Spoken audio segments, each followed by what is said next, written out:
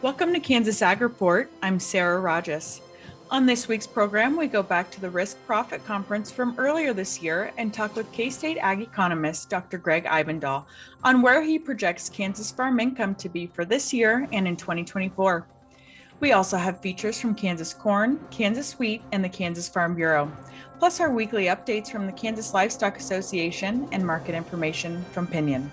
Kansas Ag Report brought to you in part by the Kansas Soybean Commission, the Soybean Checkoff, progress powered by Kansas farmers.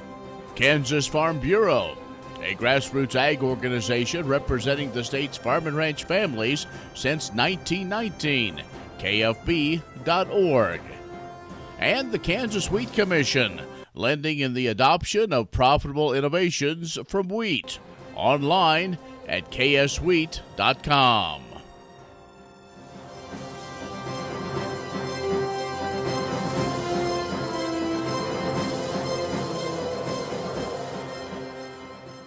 In agricultural information, the USDA has issued over $1.77 billion this year to agricultural producers and landowners through its Conservation Reserve Program.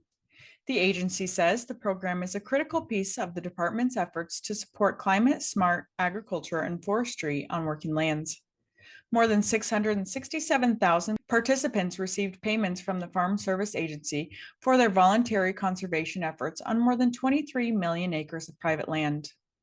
The USDA also listed the top 5 states for CRP participation payments, including Iowa at number 1, followed by Illinois, Minnesota, South Dakota, and Missouri. Well, the global agricultural landscape is on the brink of a large move, with the crop protection chemicals market pointing toward extraordinary growth. The market will exceed $132.4 billion by the year 2032.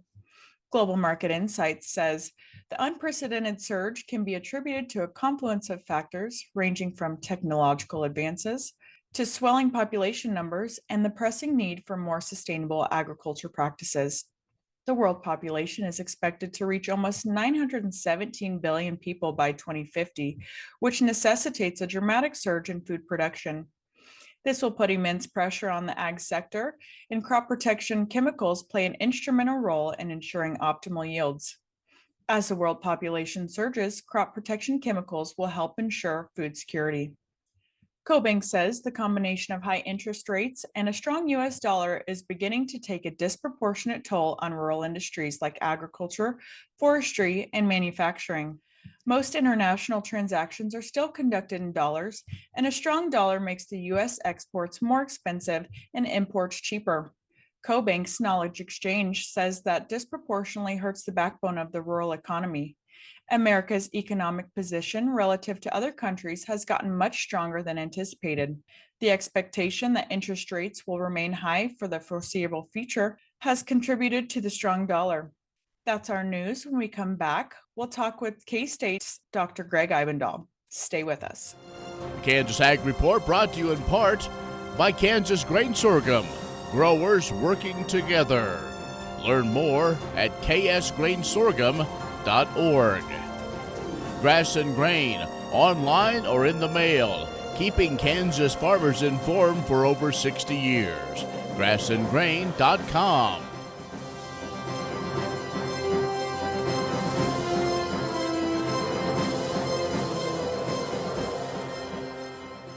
We're joined now by Dr. Greg Ibendahl, K-State Ag Economist, Risk Profit. As usual, we kind of have this conversation. We talk about looking at kind of what the numbers show. I know a couple years ago we talked, it was all great. Yeah. This year, it's looking forward, it's a bit of a mixed bag? Yeah, 2022, when we were down in net farm income a little bit, it was certainly a dry year in Kansas. I think all the major crops were lower than expected revenue, but I think we're going to see a bounce back this year compared to what we had. Certainly, it's not going to be a great year for yields, but they are going to be a little bit better, especially the summer crops. Now, wheat obviously turned out to be very poor in a lot of the states. I think the average state yield for wheat was about 32, but again, there were a lot of wheat acres that weren't even harvested. So but we got crop insurance. That's going to make a big difference for this coming year. In fact, I think I'm predicting one of the best years ever for crop insurance, assuming producers had full coverage and the harvest price option and such. So that'll help things out. Though, there'll be some government payments, especially for the folks out west. So, and then we also this year we're seeing lower expenses for some of the fertilizer. It's certainly still high, but it's a lot lower than what it was a year or two ago. So those things all contribute to probably better net farm income, at least for this year. Right. And that's kind of one of the things we've seen over the last year, that reduction in fertilizer prices. It's still high, but I guess it all depends on which way you look at it. But still, it is those expenses, those input costs, or you still need a certain level of payment basically across the scale when you sell. Yeah, pretty much. I mean, so fertilizer, nitrogen got up to about $1,500 a ton for anhydrous. It's probably down, $600-700 range. So it has come down, but again, for a lot of producers, we're used to paying $400 or $500. So yeah, we haven't quite come down. We never get there, but it's better in that regard. But farming's still a fairly expensive route to go to make a living. Was there anything that surprised you of the numbers that you did the analysis on? I guess the decline in grain prices has been fairly quick, and the futures market doesn't look all that great. So that's why my 2024 forecast is taking another big dip, just because grain prices don't look so well at this point in time. Again, I'm just basing on what the future market tells us. Mm-hmm. The one thing that also has changed is you did see some government payments, but some of those kind of market transition and other things because of the pandemic, those have gone away. So we're kind of back to those traditional modes, and we still can't throw out the possibility of maybe some sort of ad hoc disaster, based on what Congress may or may not want to do. Yeah, I mean, that's always a possibility that could occur. Kansas, we had a speaker yesterday talk about potential new farm bill things, and he showed a slide where he said that if producers were forced to update their base, the base acres go back, I'm not sure how, way back. But, we obviously grow a lot more corn in Kansas now than when these things first happened. If we could update our base here, force us to update our base, that would really help producers a lot. They were saying there was maybe $150-200 million over a number of years. So that would be a change that I think would help Kansas producers, because right now there's some producers in western Kansas that are going to get a pretty good amount on their corn base, but again, I'm not sure how big the corn base is out in western Kansas. So, right. I mean, it's a high payment, but there's just not that many base acres. We did see that analysis that did come out that said Kansas would be probably one of the ones that could be one of the big winners if that would happen. But there's a lot of steps to go through, and plus just the total overall cost of that maybe not working in the best. So. Yeah, everything that comes down to the dollars and who's got the most sway and pulling things. So I'm not sure where Kansas stands in all that. We're talking with Dr. Greg Ibendahl. We're talking about where we are with net cash farm income. We're going to come back and talk, maybe break it down in what region was maybe a little better than others here in the state of Kansas. We'll do that in just a moment. Kansas Ag Report brought to you in part by the Kansas Livestock Association, supporting members' business interests and meeting consumer demands. KLA.org. Oldie Seed Farms, carrying soil-specific seed. Find them on the web at oldieseed.com. That's OHLDE seed.com. And Kansas Corn, building the future at kansascorn.com.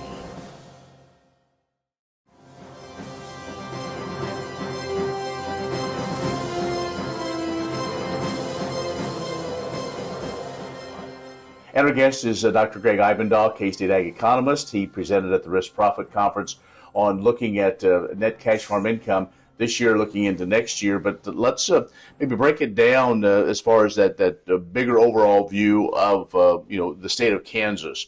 Did we have some areas, some regions that are going to do better than others? Well, I think it really comes down to where did you get rain this summer? And Kansas is, I think we're unique among the states because we get so much variability in our rainfall across state from year to year. So, some of the best yields I've heard for dryland are actually in northwest Kansas. You wouldn't expect that. Usually there are one of our driest spots. So this year, if you look at the drought monitor, I think it's pretty obvious where the drought was. It's certainly south central, southwest Kansas. So those folks, they paid the price, especially when it came to the wheat yields. Some of the areas started to get a little more rain and helped out their corn, soybeans. But really, I mean, it comes down to where you got the rainfall, and if you got rain, you had pretty good yields. And the other factor going on with that is, what kind of level of crop insurance did you have? Did you have just kind of the basics, or did you have a little higher level? That would certainly help a lot of those producers who didn't get rain. So, Kansas is a pretty challenging state to grow crops in. We're not like Illinois that seems like they can rattle off 200 bushel corn year in and year out. A lot of our yields are going to depend on what kind of rain we get during the year. Right. What about, as we look at the net cash farm income, part of that is taking out expenses. I know a few years ago we talked about that has fluctuated based on that. Did we see any trend when it comes to maybe household expenses and taking that off the bottom line when we get to the final net numbers? Well, I don't think Kansas farmers are unique in the way that family living goes. So most families, you get used to a certain level, you tend to bump up your family living to go along with that, and it's kind of hard to go back the other way. So I think you see that happen with farmers too. There's nothing wrong with that. It's just human nature, the way to do spending like that. So people will make changes they have to. I think they tend to resist it if they do get used to living a certain way. You don't really want to have to back down necessarily because you don't know how long downturns are going to last. But that's something that is to keep your eye on. Certainly watch spending if things get tough. Even though I'm showing a pretty good downturn in 2020 for net farm income, I'm still showing a positive income level. Just probably going to be at a lower level. How long this is going to last.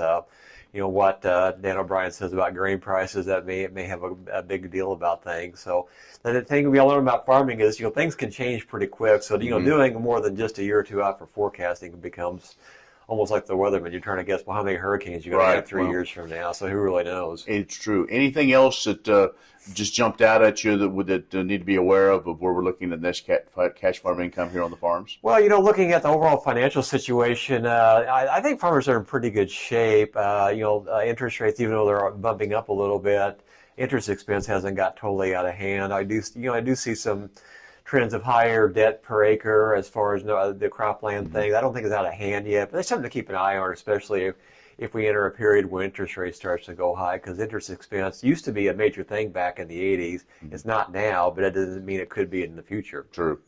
Well, Dr. Ibendahl, as always, great to catch up with you. Thanks for the insights, and we'll look forward to talking with you again more about data like this. So thank you. All right, thanks. Dr. Greg Ibendahl, K-State Ag Economist, has joined us talking about the net cash farm income here in the state of Kansas on the farm. We'll be back with more coming up in a moment. Premier Farm and Home has what you need to make your lawn the best in the neighborhood. Hi, I'm Ken. We choose Premier Farm and Home for the professional look that we do ourselves. Feel free to stop in. You can also visit our website at heycow.com. Hi, this is Bill Johnston with Kansas Corn, and there are a lot of sayings that I like, but one of my favorites is an old Native American saying. We do not inherit the earth from our ancestors. We borrow it from our children. See, think about that one a little bit. See, I live on a farm that's been in our family for 3 or 4 generations, and I hope that I have the opportunity to pass that on to my children. But see, we can only do that if we protect the resources that we have. I call the resources, the primary ones, the big 3. The air, the land, and of course water. And farmers really have to protect water, air, and land so that they can have those resources for the next generation. So I want to visit with you today about some of those practices that we use to conserve water. Well, let's start by understanding the definition of the word conservation.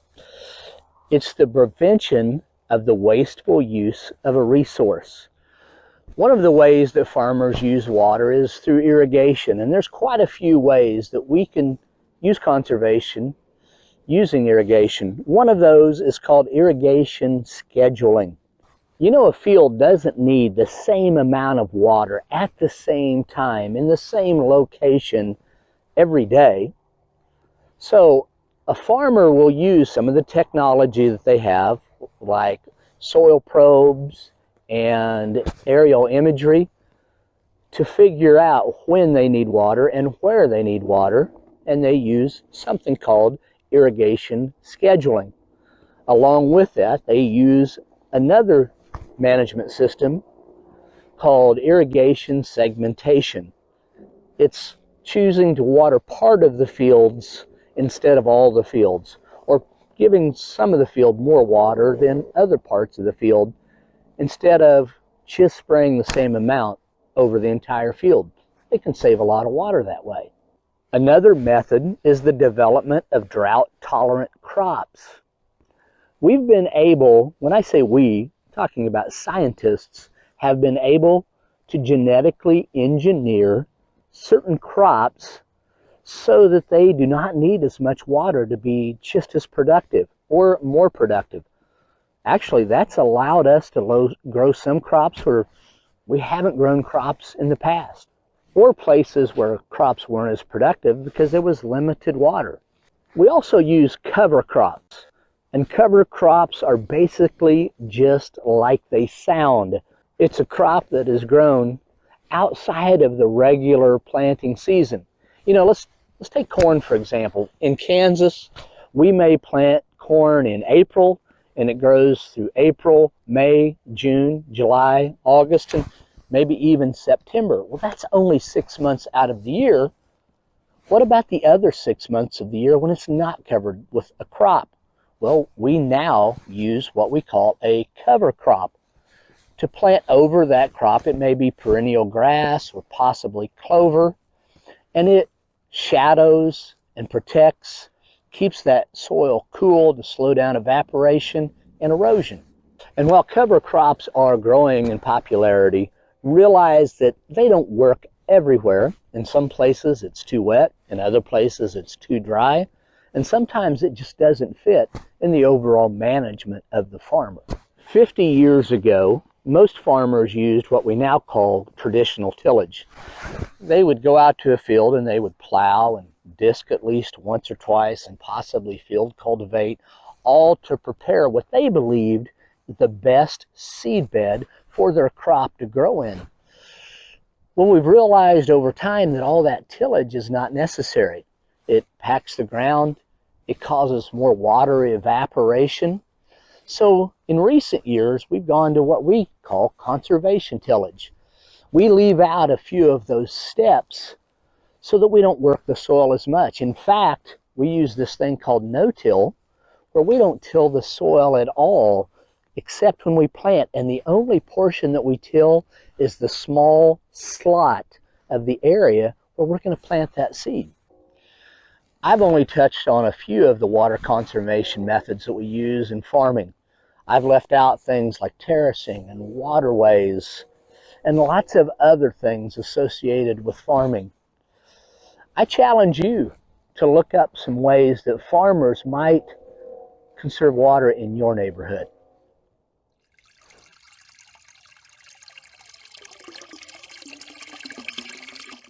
Grain sorghum is one of the most important cereal crops worldwide, and Kansas leads the nation in its production. Over the years, sorghum has been either exported, used in animal feed domestically, or for other industrial uses. Recently, its use in the ethanol market has seen tremendous growth, with 30% of domestic sorghum typically going to ethanol production. Kansas Grain Sorghum is committed to sorghum research, market development, and education. Learn more at ksgrainsorghum.org.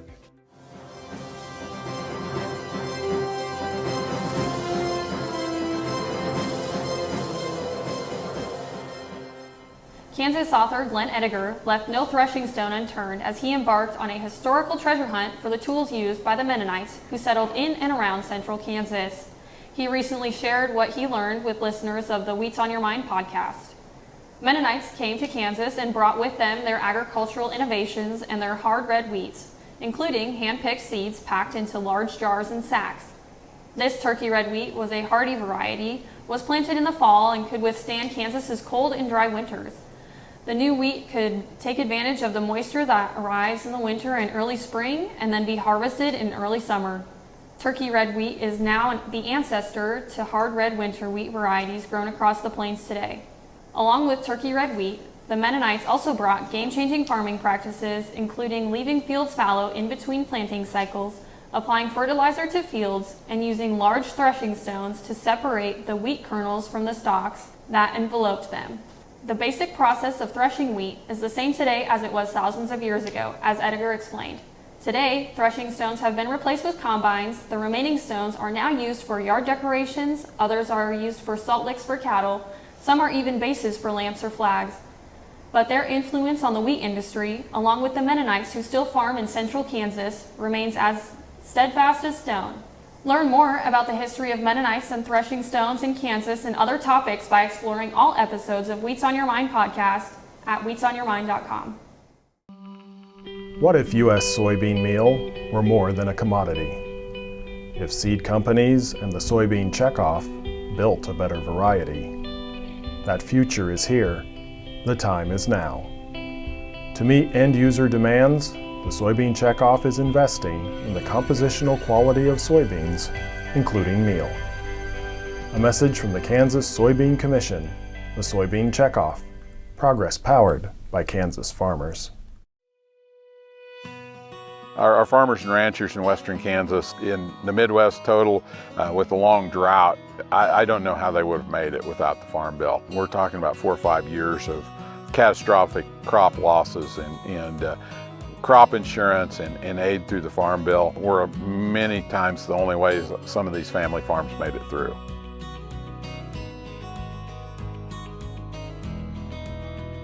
Farming's a risky business because of the weather, because of all the unknowns. It provides for some stability within our community, and this just allows us a little bit of security to know that we can pay our bills in the end. We raise cattle, sheep, and then we grow corn, soybeans, and hay. We incorporate all three on all of our farm ground. We plant cover crops, we graze crop residue. We have livestock pretty much year-round on some piece of farm ground. We've partnered with the Natural Resource and Conservation Service to put in some buffer strips along creek banks that protect our watersheds. We've also started planting cover crops and used technical assistance from them in planting those cover crops. We also have quite extensively used the EQIP program to remove invasive species from our native range. So EQIP has partnered with us to control and to bring some of our pastures back. In our crop ground, they've helped us with technical advice when it comes to cover crops and no-till and things that we can do to save some of our soil. Well, I think second to our national security is food security, and the knowledge that we have a safe, abundant food supply in our grocery stores at all time. I think that benefits all of us to not worry about where our food's going to come from. We got a little taste of that during COVID. I think that drove home the message of why the Farm Bill is so critical, not only to farmers and ranchers, but also to consumers.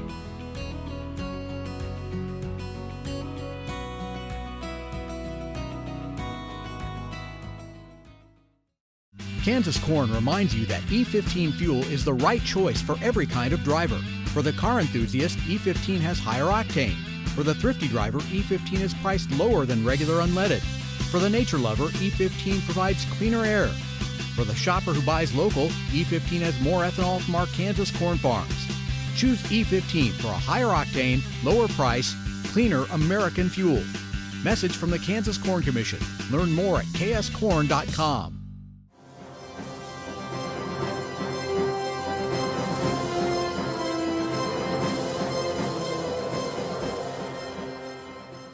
The 2023 U.S. Cattle Trace Symposium, which will be held November 14th through the 15th in Kansas City, will be a unique event. Although the potential impact a foreign animal disease could have on the cattle industry has been on the agenda many times, U.S. Cattle Trace is bringing an immersion experience to attendees this year through a tabletop simulation. During the exercise, producers and industry stakeholders at the event will get to participate in a mock foreign animal disease outbreak and see the U.S.'s current response plan, which is not nationally significant at this point when it comes to traceability. Then a demonstration will be conducted to show how an enhanced animal disease traceability system, such as U.S. Cattle Trace, will assist the current response plan in the future. This event will be a once-in-a-lifetime opportunity that will allow participants to experience the potential impacts a foreign animal disease could have and discuss how the industry can better be prepared to make traceability a reality. There is no cost to attend the symposium, but it is important to register to ensure adequate meeting materials and accurate meal counts. Online registration and hotel information can be found on uscattletrace.org.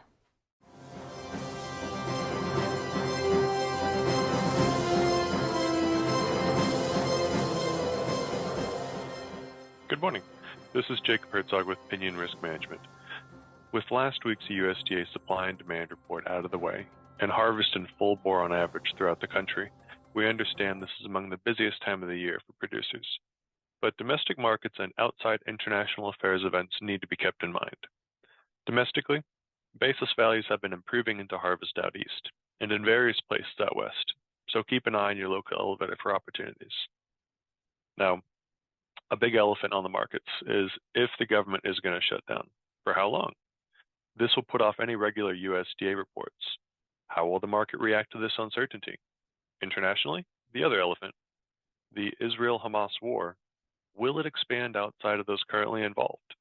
While it will most likely not affect agricultural commodities directly, if there is spillover into neighboring countries, how much will it impact oil? Which will have a knock-on effect on ethanol, and in turn, possibly the grain complex. The funds currently hold a hefty net short position. The market does not like uncertainty, and we could see a volatility sharply rise. Does this even matter? Is any of this even likely? Well, just like when we approach any major USDA report, what will we do if there's a major run? What will we do, or have we already done, in case there's a big fall? Just like when anything else when it comes to marketing, you need to have a plan for X, Y, or Z, so that we can be proactive decision makers versus reactive decision makers, be an offensive marketer versus a defensive marketer. If you would like to talk to somebody about a plan, you can reach us at 888-452-8751. I'm Jacob Herzog with Pinion Risk Management. That's our show this week. Be social with us at kansasagreport.net or our social media channels. I'm Sarah Rahjes. Thanks for joining us today. We'll be back next week with another Kansas Ag Report. Kansas Corn reminds you that E15 fuel is the right choice for every kind of driver. For the car enthusiast, E15 has higher octane. For the thrifty driver, E15 is priced lower than regular unleaded. For the nature lover, E15 provides cleaner air. For the shopper who buys local, E15 has more ethanol from our Kansas corn farms. Choose E15 for a higher octane, lower price, cleaner American fuel. Message from the Kansas Corn Commission. Learn more at kscorn.com. Sorghum is one of the most important cereal crops worldwide, and Kansas leads the nation in its production. Over the years, sorghum has been either exported, used in animal feed domestically, or for other industrial uses. Recently, its use in the ethanol market has seen tremendous growth, with 30% of domestic sorghum typically going to ethanol production. Kansas Grain Sorghum is committed to sorghum research, market development, and education. Learn more at ksgrainsorghum.org.